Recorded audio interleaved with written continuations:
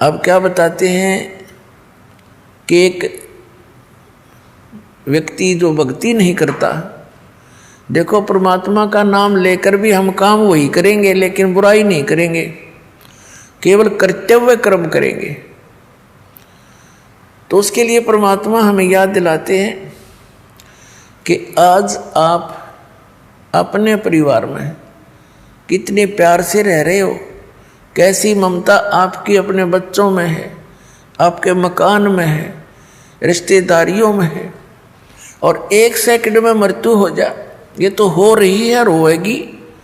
अब इस सच्चाई को हम अनदेखा करने की चेष्टा करें तो वही बात है कि बिल्ली को आते हुए कबूतर आंख बंद करके बैठ जाकर मुझे दिखती नहीं, उसकी आंखें बंद कर लेने से वह बिल्ली टल नहीं गई, उसकी अपनी अज्ञान सोच है, वो तो उसने दौड़ धाप उड़ जाना चाहिए था, बच सकता था। तो ऐसे ही ये एक मौत यानी ये स्थिति है आपकी, हम इससे बहुत कतराते हैं और ये फिर भी आके ही रहती है मृत्यु। तो इससे बचने का तरीका भी बताया परमात्मा ने। कबीर ये तन जावेगा, सके तो ठहर ला, एक सेवा कर संत की, गोविंद के गुण गा। अब इस प्रसंग को थोड़ा सा बाद में लेंगे, पहले समझाते हैं कि फिर ये जैसे आज सारी व्यवस्था आपके पास है और खूब प्रसन्न है सभी है, और एक सेकंड में मृत्यु हो जाए, ये क्या था, ये क्या है? फिर ये एक धोखा है, हमारे को मूर्ख बनाने का तरीका अपना रखा है इस काल भगवान ने। अब ये जीव के बस की तो बात नहीं, क्योंकि हम तो बंधे पड़े हैं, हमारे बस की बिल्कुल बात नहीं। इसके लिए परमात्मा ने तरीका बताया है, उस तरीके को, उस मार्ग को अपनाएंगे तो हमारा इससे पीछा भी छूटेगा और ये क्रियाएं कर्म भी हमारे जो कर रहे हैं ये भी बहुत सरल हो जाएंगे। अब जैसे किसी ने 5-10 पशु रखे हैं और पहले हाथ से, ऐसे अब भी हाथ वाले बहुत से, उसका चारा काटने की मशीनें हैं, गंडा से बोल रहे हैं हमारे यहाँ।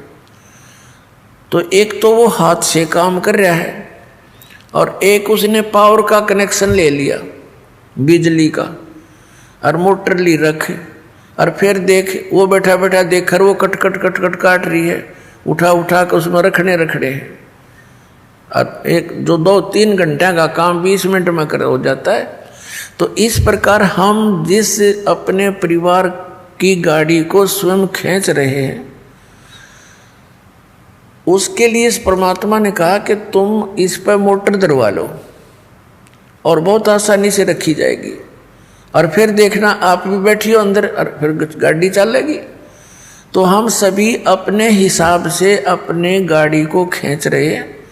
परमात्मा का कनेक्शन मिलने के बाद आपको पावर मिल जाएगी, वो मोटर मिल जाएगी जो उसने बैठा घुमाएगी, चलाएगी अपने आप। तो वो काम भी हल्के होंगे जिनको हम नहीं कर सकते, उसको पावर करती है।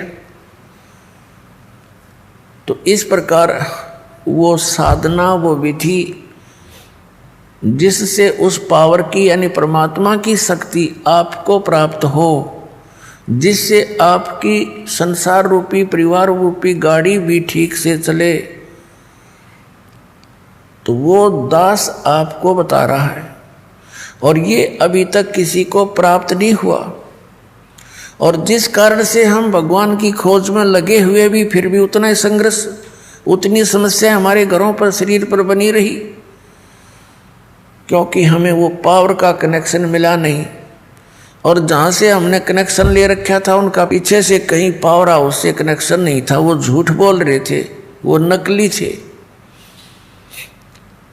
तो पुण्यात्माओं, प्रसंग चल रहा है कि परमात्मा ने क्या बताया, जैसे एक पत्ता वृक्ष टहनी से टूट कर नीचे गिरता है, और वो गिरता हुआ क्या कह रहा है,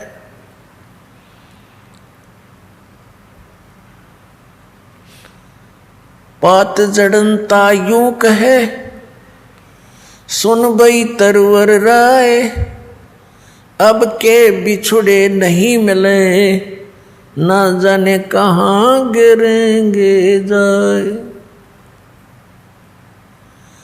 अब वो पत्ता मानो, यानी उदाहरण दे रहे हैं भगवान कबीर परमात्मा आप जी, और हमारे को सतर्क कर रहे हैं कि आप जिस भरे पूरे परिवार से जब यहाँ से चलोगे,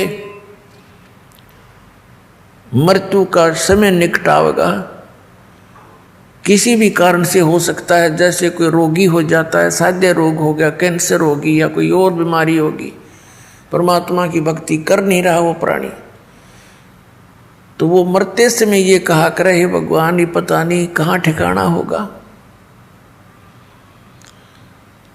तो भगवान याद दिलाते हैं कि एक परिवार को छोड़कर जो प्राणी जाता है उसकी स्थिति बहुत भयंकर होती है, उसकी ममता, उसकी जकड़ उसी परिवार में जकड़ी रहती है।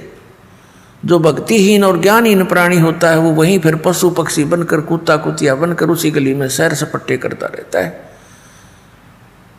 वो जहाँ आशा तहाँ बासा होई, मन कर्म वचन सुमरियो सोई, पात जड़नता यूं कहे सुन भी तरवर राय, अब के बिछुड़े नहीं मिले न जाने कहाँ गिरेंगे जाए। अब परमात्मा कहते हैं हिड़की दे दे रोएगी सुरता जब तू चल लेगी अकेली। इस आत्मा को सुरता भी सुरती भी कहते हैं, एक संबोधन के लिए कहते हैं, प्यारी आत्मा जब तू पूरे परिवार ने छोड़ के अकेली यहाँ से जाएगी, जब तू पछाड़ खा खा टक्कर मार मार रोएगी डकरा डकरा के, तेरी कोई नहीं सुनेगा। फिर क्या बताते हैं, पात जड़नता यूं कहे सुन बई तरवर राय, अब के बिछुड़े नहीं मिले ना जाने कहाँ गिरेंगे जाए। तरवर कहता पात से। अब क्या बताते हैं परमात्मा के पतझड़ आवत देख कर बन रोवे मन माही, ये ऊंची टहनी पात थे अब पीले हो जाई। जब पतझड़ आती है, बसंत ऋतु आती है, उसमें क्या होता है कि पहले के जितने भी पत्ते होते हैं वो सभी पीले हो करके और वृक्षों से टूट टूट कर नीचे गिर जाते हैं। अब कहते हैं उस समय वो बन रोता है अपने मन में कि ये क्या बनी इनके साथ, ये सभी निकल के टूट टूट के गिर गए सारे। जहाँ एक वर्ष तक उन मस्ती मार रहे थे, फड़फड़ फड़फड़ करते थे हवा के झोंकों में, कितने अच्छे लगते थे। तो ये वन संसार है और हम इन टहनियों पर चिपके हुए पत्ते हैं। ऐसे ही हम टूट टूट कर गिरते जा रहे हैं। पीले हो जाए मीन, बुढ़ा हो गए, बुढ़ापा आ गया, सफ़ेद बाल हो गए, जाड़ दांत, अब चली एक एक करके निकलने लगी। तो समझो अब इस तरवर से टूट कर गिरने का समय आ लिया, और इसका ये भी नहीं पता कब समय आ जाए। वैसे तो अंदाजा हम सभी लगाए बैठे हैं, अप्रोक्सीमेशन, कि 90, 80, 100 वर्ष तक तो जी ही जाते हैं। अब जैसे कोई आज 80 वर्ष का हो गया है तो वो इस आश तक जीवित है, रुका हुआ है कि 100 वर्ष तक तो कहते हैं जी ही जाता है, मनुष्य जीवन बना ही रहता है। और यही आस सबसे खतरनाक हमारे लिए कि इतने वर्ष तो अभी मेरे शेष हैं, इसीलिए तो टिका हुआ है ना। तो ये फिर भगवान में दृढ़ता तो लग जाना, इसीलिए बकवादों में लग जाता है। तो यहाँ परमात्मा कहते हैं यह भूल भी सत्संग से समाप्त होगी आपकी। परमात्मा कहते हैं मौत भूल गया बावड़े, ये अचरज किया कौन, और तन माटी में मिल जाएगा जो आटे में लौण। तो मौत को भूल गया, यह गफलत किया बैठा। इसी कारण से तुम चोरी करता है, बकवाद करता है, डाके मारता है, मिलावट करता है, रिश्वत लेता है और बड़ी बड़ी कोठी बनाता है, तुझे मौत याद नहीं है। अब परमात्मा याद दिलाते हैं कि वो ऊंची टहनी पात थे, वह पीड़े हो जाई, पात जड़नताइयों कह सुन भी तरवर राय, अब के बिछड़े नहीं मिले, ना जाने कहाँ गिरेंगे जाए।